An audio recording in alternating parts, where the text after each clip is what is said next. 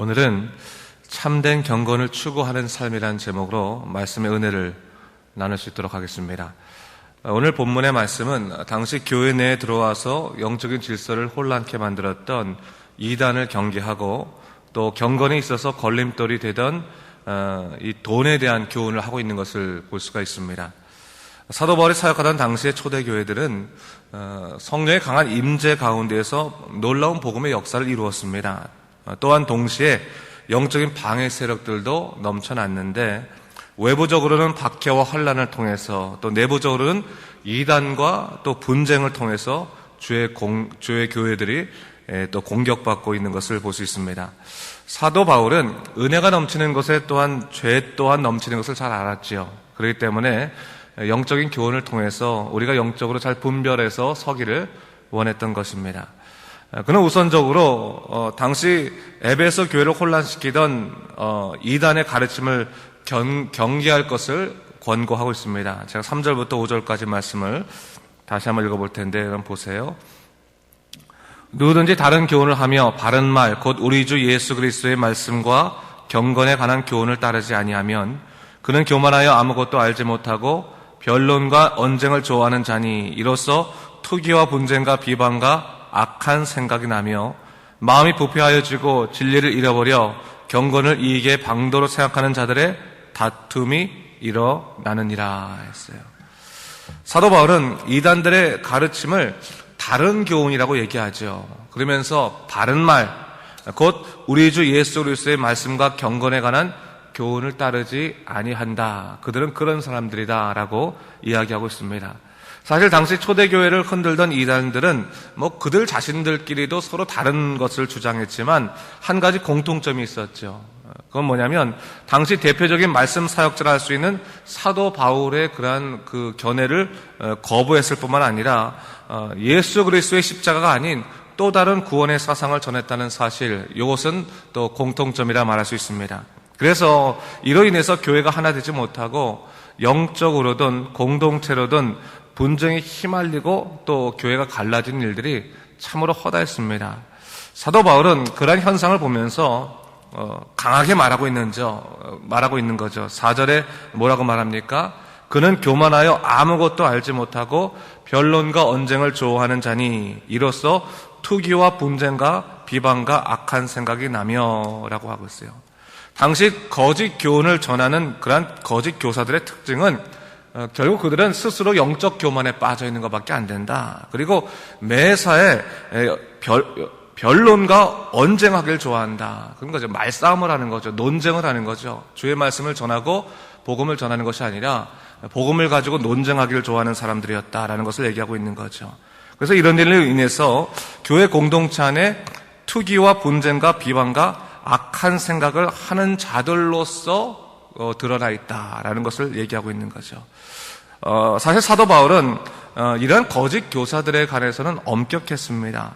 이들은 예수에 관해서 말하면서도 결국 예수님으로부터 성도들이 멀어지도록 영적으로 혼란케 하는 역할을 했기 때문에 이런 자들의 교회 내에 와서 주의 복음을 가지고 이야기하는 것에 대해서 굉장히 엄격하게 그들을 다스리려고 하고 있는 것을 볼 수 있습니다.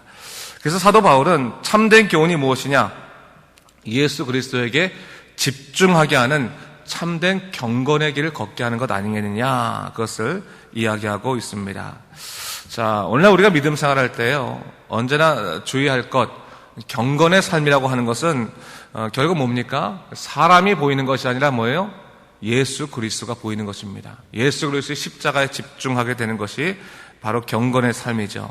사실 교회 생활을 하다 보면요, 우리가 자꾸 사람에 의해서 좌우될 때가 많고 또 사람에 의해서 실족할 때도 많이 있어요. 그러나 신앙생활의 기본, 가장 중요한 그 중심을 어떻게 잡아야 됩니까? 예수 그리스도께 집중하는 것이다. 성령의 인도함을 받는 것이다라는 것을 절대로 잊지 말아야 되는 거예요. 이런 거짓 교사들의 이야기 그것만으로 쓰러지는 것이 아니라 언제나 우리의 삶의 정황이 그렇습니다. 우리가 은혜가 넘치는 것에 내가 하나님의 뜻대로 살려고 할 때 자꾸 우리를 영적으로 공격하는 그러한 세력들이 있음을 우리가 기억하고 예수께 집중해야 된다는 거죠. 하나님께 집중해야 된다는 거죠. 그분의 십자가의 길을 걷고자 하는 그것이 바로 믿음의 생활이다라는 것을 얘기하고 있는 것입니다. 자, 그리고 이제 5절 이후부터는 당시 거짓 교사들의 정체를 밝히는 것과 동시에 뭐예요? 신앙생활에 있어서 가장 큰 영적인 적이라 할 수 있는 물질의 문제를 다루고 있는 것을 볼 수 있습니다. 5절을 보니까요, 당시 거짓 교사들에 대해서 어떤 자들이었다고 얘기합니까? 결국 뭐예요? 복음을 말하는 것 같지만 실제적으로는 뭐예요? 경건을 자신의 이익의 방도로 사용하는 사람이었다라고 말하는 거예요. 이것은 당시 거짓 교사들의 악한 행위임과 동시에 어떻게 보면 오늘날의 복음 사역자들에게도 아주 경계해야 될 그러한 교훈이다 할 수 있습니다. 사실 말씀 사역자들이 물질을 지나치게 추구하거나 사람 얻기에 관심을 두게 되면 복음 전파에 부정적인 일들이 일어날 수밖에 없는 것이죠. 영적으로 참으로 조심해야 될 일입니다. 아울러서 성도들도 마찬가지입니다. 경건의 삶에 있어서 가장 큰 그 걸림돌이 결국 뭐겠습니까? 오늘 본문에서 뭐라고 말했어요?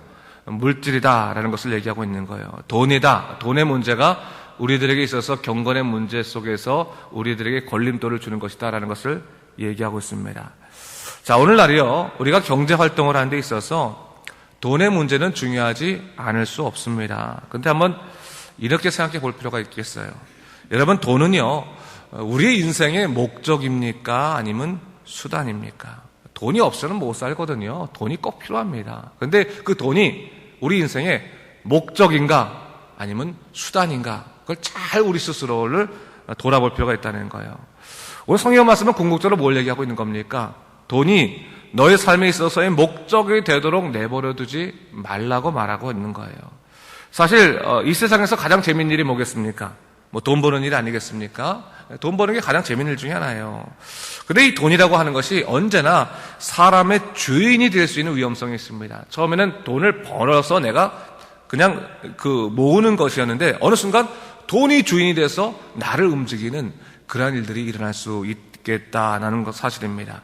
그래서 보면 인생의 가치나 관계를 파괴하는 것이 결국 언제나 보면 돈과 연관되어 있을 때가 상당히 많이 있습니다. 근데 신앙생활도 마찬가지입니다.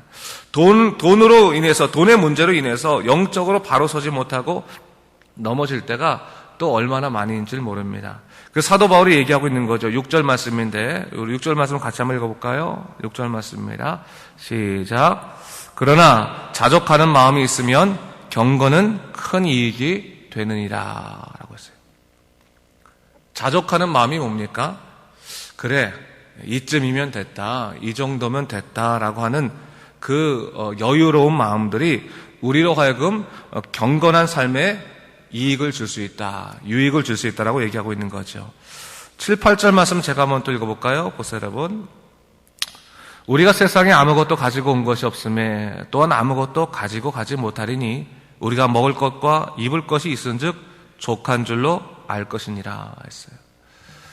사실 이 에베소 교회도 그랬겠지만 당시 이 유럽 쪽에 있는 이제 이 교회들이 갖고 있었던 공통적인 문제들 중에 하나가 뭐냐면 사실은 우리 기독교 신앙을 갖게 되면서 그 신앙 생활을 하다 보니까 당시의 시장 경제 상황과 같이 맞물리지 못하는 그런 문제들이 많이 생긴 거예요. 내가 영적인 양심상, 신앙의 양심상 이 부분은 내가 믿음의 사람으로 그리스도인으로 해서는 안 된다라고 해서 내려놔야 될 부분들이 생겼다고 하는 것이죠. 그런 것이 있었을 때 사람들이 항상 머릿속에서 무엇 생각합니까? 내가 예수를 믿음으로 인해서 더 복되고 더 부하게 되고 더 좋은 일이 많이 생기면 좋겠는데 예수 믿고 더 잃어버리는 것들이 많아졌다는 거죠. 그래서 신앙적인 부분에 있어서 아주 혼란함과 더불어서 신앙생활 계속 해야 될 것인가라고 하는 회의감들이 일어나는 것도 사실이었습니다. 그럴 때 사도 바울이 그들에게 권고하고 있는 거죠.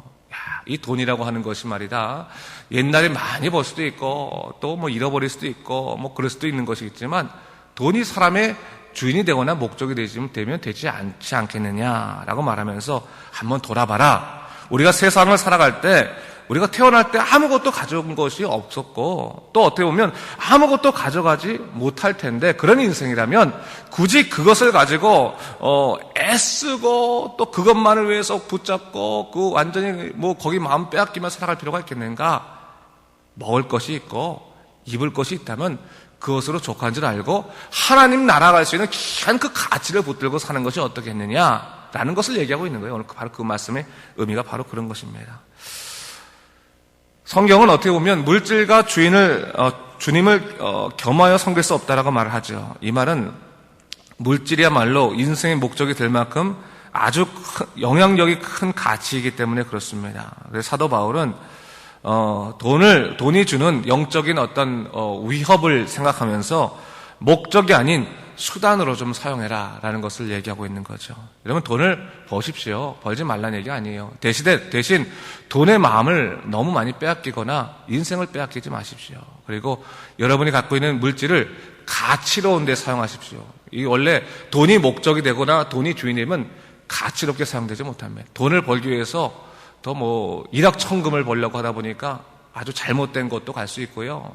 그렇지만 우리가 정직하게 살아가자 한다면 하나님께서 우리에게 또 물질의 축복을 주시지 않겠습니까? 그러면 또한 의미 있게 사용하는 것이 또 중요한 거겠죠. 돈을 목적이 아니라 수단으로 이용하는 방법들을 우리가 좀 잘 생각할 필요가 있겠습니다. 그러면서 돈의 위험성을 얘기하면서 9절 10절에서 또 이렇게 말하죠. 제가 또 읽어보겠습니다. 보세요, 여러분. 부하려 하는 자들은 시험과 올무와 여러 가지 어리석고 해로운 욕심에 떨어지나니 곧 사람으로 파멸과 멸망에 빠지게 하는 것이라. 돈을 사랑함이 일만하게 뿌리가 되나니 이것을 탐내는 자들은 미혹을 받아 믿음에서 떠나 많은 근심으로써 자기를 찔렀도다 하고 있어요. 여기서 부하려고 하는 사람들은 이거 뭐냐면 돈을 목적으로 하는 사람들, 돈을 추구하는 사람들은 뭐예요? 여러 가지 해와 올무와 시험이 있을 수 있음을 언제나 잊지 말아야 된다는 겁니다. 결국 돈이라고 하는 것이 일만하게 뿌리이기 때문에 이 돈을 탐하기 시작하면 스스로 시험을 받을 일이 많다는 거예요. 믿는 자들에게 주는 권고죠. 돈만을 추구하다 보면 스스로 시험을 받아 믿음을 떠날 수 있는 그 위험성이 있는데, 믿음이라고 하는 것은 우리가 죽은 뒤에 하나님 나라 가는 귀한 구원의 놀라운 증거 아니겠습니까? 통로 아니겠습니까? 그 믿음조차도 잃어버리게 할 만큼 돈이 위험한 것일 수도 있기 때문에 언제나 뭐예요?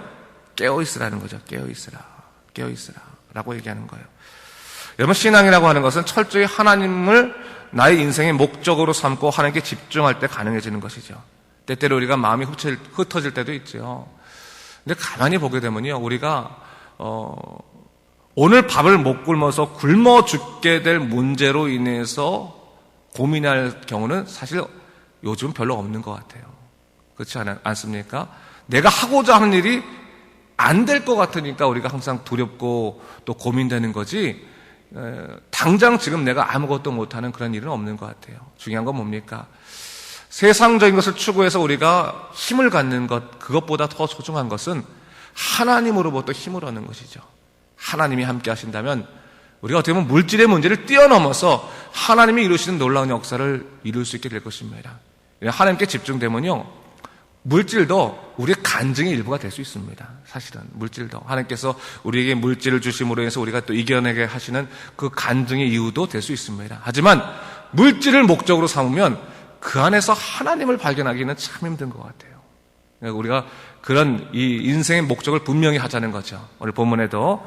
그래서 다시 한번 경건의 삶, 예수님께 집중하는 삶, 하나님께 집중하는, 하나님을 추구하는 그 믿음의 삶 가운데서 오늘도 하나님의 큰 은혜 가운데 살아간 여러분 되시기를 주님의 이름으로 축원합니다. 기도하겠습니다. 주 하나님 아버지, 감사합니다. 이 아침에 참된 경건의 그 삶에 대해서 우리가 생각해 봤습니다. 우리가 살아가면서 예수님으로 인해서 구원받은 그 놀라운 약속이 우리 안에 있지 않습니까? 너무나 감사한 일이 우리 안에 있지 않습니까? 이 감사하고 거룩한 일들을 놓치지 않게 하여 주시옵소서.